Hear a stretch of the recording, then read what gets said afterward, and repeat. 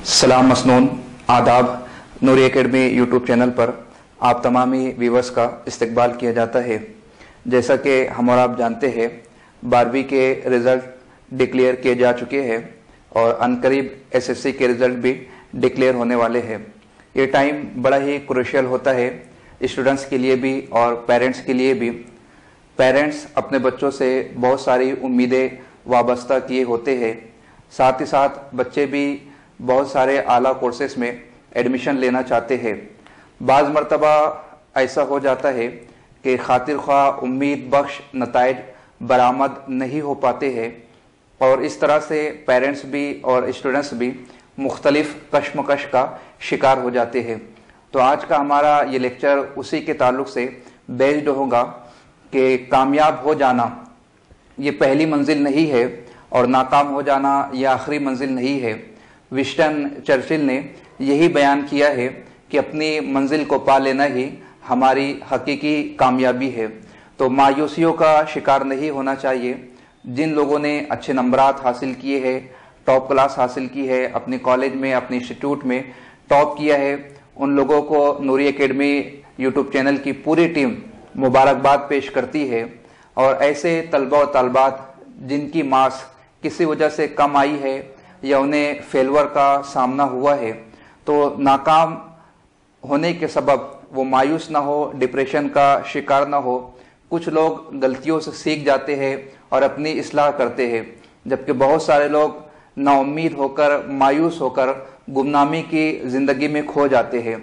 तो हमें चाहिए कि मायूस होने के बजाय हम फिर से अपने मकसद का तयन करें, मंजिल का हदफ मुतय्यन करें और उसके अकॉर्डिंग हार्ड स्टडी करने की कोशिश करें। ऐसी बहुत सारी मिसालें आपको मिल सकती है जो नाकाम हुए, बावजूद इसके आज कामयाब लोगों की फहरिस्त में उनका नाम गिना जा सकता है। हम और आप फेसबुक यूज़ करते हैं। मार्क ज़करबर्ग बहुत ज़्यादा हाईली क्वालिफाइड पर्सन नहीं है, बावजूद इसके सियासी एतबार से, तालीमी एतबार से, समाजी एतबार से और बिलखुसूस माशी एतबार से ज़करबर्ग अपना एक स्टेटस रखता है। मुख्तलिफ मुल्कों के प्रेसिडेंट और पीएम ज़करबर्ग के साथ में फ़ोटो खिंचवा कर शेयर करने में फ़ख्र महसूस करते हैं, जबकि एक वो फेलवर स्टूडेंट है। बावजूद इसके उसने अपनी सलाहियतों का, काबिलियतों का और अहलियतों का लोहा दुनिया से मनवाया है। वो नाकाम होकर मायूस नहीं हुआ, बल्कि अपनी क्रिएटिविटी का उसने इस्तेमाल किया है। इसी तरह से जैन कॉम और ब्रायन एक्टन की मिसाल आप देख सकते हैं। ये दो ऐसे शख्स है जो पढ़ने के बाद मुलाजमत हासिल नहीं कर पा रहे थे। मुख्तलिफ संस्थाओं में, मुख्तलिफ इंस्टीट्यूशन में उन्होंने इंटरव्यूज दिए हैं, बावजूद इसके उन्हें सर्विस नहीं मिल रही थी।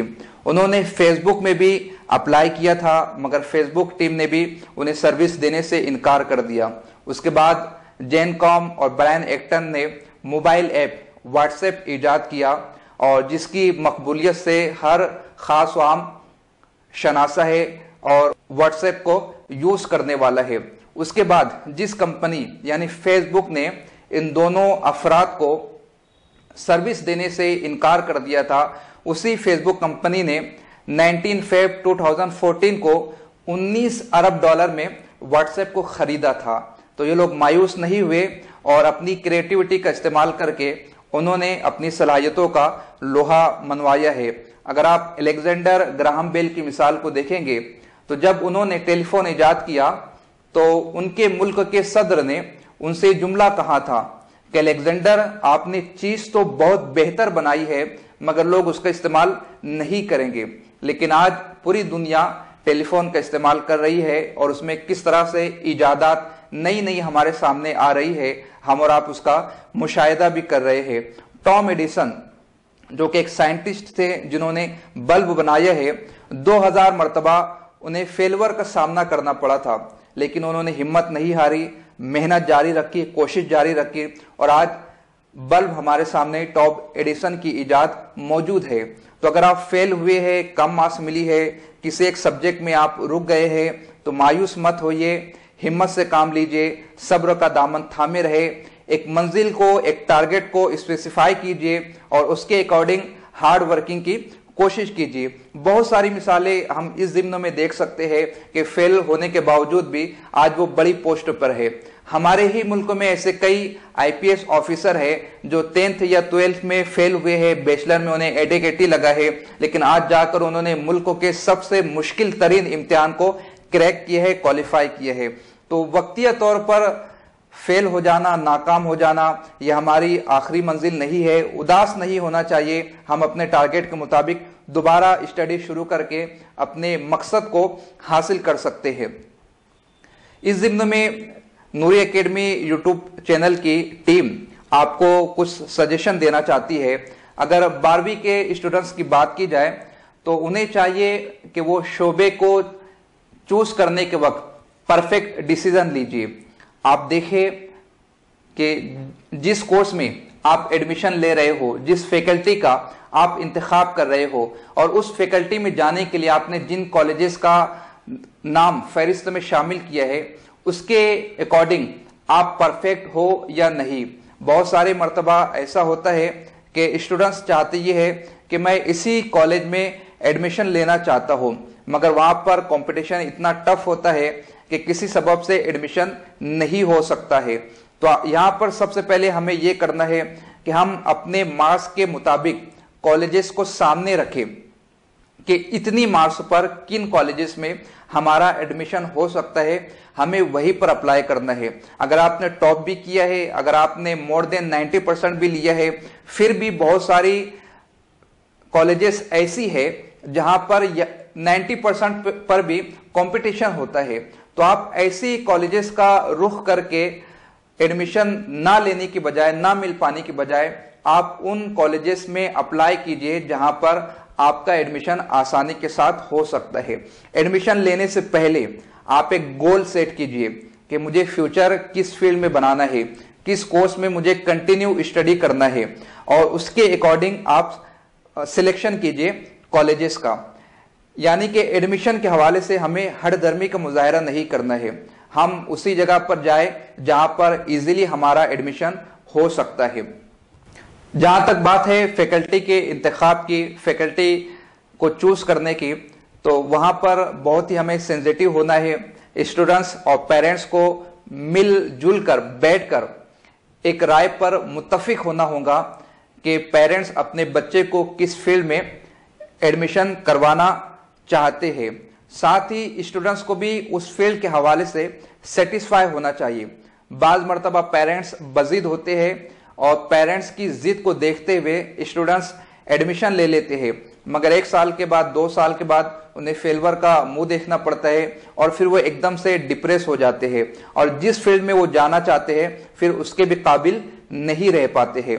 तो यहाँ पर पेरेंट्स को चाहिए कि वो अपने बच्चों के साथ घुल मिलकर उनकी टेंडेंसी को जानने की कोशिश करें, और बच्चों को भी चाहिए कि वो एक सही सिमत में अपने करियर को गामजन करने की कोशिश करें। साथ में जो चंद अहम चीजें हैं जिनका जानना 10th और 12th में बेहद जरूरी हो जाता है, वो ये कि हमारा टारगेट क्या है, हम किस फील्ड में अपना करियर बनाना चाहते हैं, हमारी स्टडी का मतमहे नजर क्या होगा। उसमें 3 बातें देखी जाती है। सबसे पहली बात यह कि उस कोर्स को करने के बाद सर्विस अपॉर्चुनिटी कितनी है, सर्विस के चांस कितने हैं। बहुत सारे शहरों में ऐसा होता है कि एक ही सिमत में, एक ही डगर में बहुत सारे बच्चे एडमिशन लेते हुए नजर आते हैं और फिर number of students pass out हो जाने की वजह से उस फील्ड में सर्विस के चांसेस कम हो जाते हैं। फिर उसके बाद ये कहना पड़ता है कि पढ़े लिखकर क्या फायदा। ऐसा नहीं है, पढ़ लिखकर बहुत फायदा होता है। हमारी सिमत गलत थी, हमारा डायमेंशन गलत था, इस वजह से हमें सर्विस नहीं मिल पा रही है। दूसरी चीज होती है वहां पर स्कोप लेवल कितना है, कितनी ज्यादा मात्रा में वहां पर रिक्रूटमेंट होने के चांस है। तीसरी चीज देखी जाती है कि उस स्पेसिफिक फील्ड में सैलरी कितनी होती है, क्या उस सैलरी को जानने के बाद हम सही तरीके से अपनी जिंदगी गुजार सकते हैं, हम सेटिस्फाई रहेंगे, हमारे बीवी सेटिस्फाई रहेंगे, हम अपने बच्चों के अखराजात उठा सकते हैं, पेरेंट्स को हशाश बशाश रख सकते हैं। तो इन तमाम नुकात को सामने रखकर हमें अपने प्रोफेशन का इंतखाब करना चाहिए। साथ ही साथ स्टेटस भी सोसाइटी में बहुत ज्यादा मैटर करता है, तो हम ऐसे फैकल्टी का इंतखाब करें जहां पर स्टेटस भी हमें मिले, सोसाइटी से हमें इज्जत भी हासिल हो, असर रसूख भी हासिल हो। तो इन तमाम नुकात को सामने रखते हुए मैं पेरेंट्स से और स्टूडेंट्स से गुजारिश करूंगा कि वो अपने करियर का इंतखाब करे और मुखलिस दोस्तों से, मुखलिस अहबाब से, करियर काउंसलर से जाकर मुलाकात करे और अपनी तमाम तर बातों को सामने रखते हुए उनसे मशवरा लेने की कोशिश करें। हाँ, अब ऐसा भी नहीं कि हर नुक्कड़ पर हम पहुंच जाए, हर शनासा के पास पहुंच जाए और उनसे मशवरा लेने की कोशिश करें। बाज मर्तबा बहुत ज्यादा मशवरा भी लेने से नुकसान उठाना पड़ता है, तो बहुत ज्यादा मशवरा भी ना ले। आपने जो सोचा है, आपने जिस करियर का इंतखाब किया है, उसके हवाले से चंद मुखलिस अहबाब से रब्ता करें और उसके अकॉर्डिंग करियर को चूज करने की कोशिश करें। इंशाअल्लाह ताला हमारी ये कोशिश रहेगी कि इस महीने में या जून के महीने में मुख्तलिफ फैकल्टी के जो एक्सपर्ट है उनके लेक्चर्स आपके सामने पेश किए जाए, इस हवाले से कि कहां पर अपॉर्चुनिटी ज्यादा है, कहां पर स्कोप ज्यादा है, कहां पर सैलरी की मात्रा ज्यादा है। तो आपसे गुजारिश है कि चैनल को सब्सक्राइब कीजिए और बेल आइकॉन को क्लिक कीजिए ताकि जब ये लेक्चर्स अपलोड किए जाए तो बर वक्त आप तक नोटिफिकेशन पहुंच जाए। खुदा हाफिज।